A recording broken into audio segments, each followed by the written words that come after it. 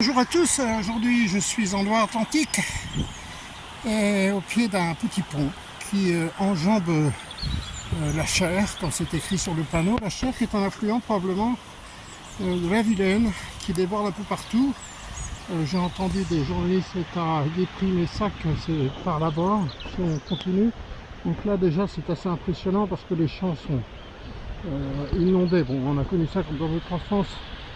Lorsque la Sarthe débordait, une autopasse. Je vais bientôt passer en Bretagne, de l'autre côté du pont, je serai en Bretagne. Et c'est ça qui est fantastique, quand je passe la frontière, il n'y a aucun contrôle.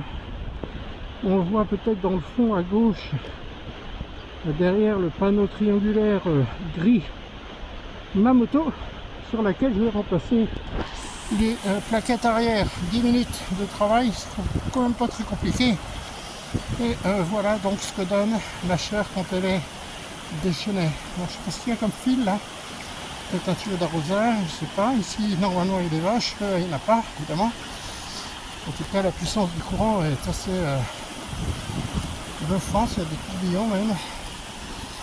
Et puis donc là on arrive en Bretagne normalement, donc ça y est, je suis arrivé en Bretagne et je trouve que le paysage est assez... On se croirait presque à Quiberon quand on avance vers Quiberon. Là, il y a deux voitures qui vont arriver, ça va faire un bruit de voiture. Donc voilà la Vilaine, n'importe quoi, la Cher, en pleine démonstration de force, inarrêtable, incontrôlable.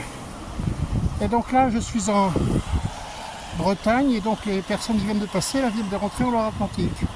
Formidable d'être aussi près de la Bretagne.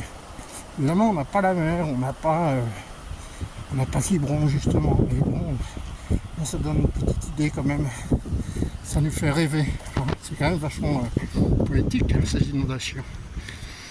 C'est flippant, mais fort heureusement c'est pas construit ces secteurs là.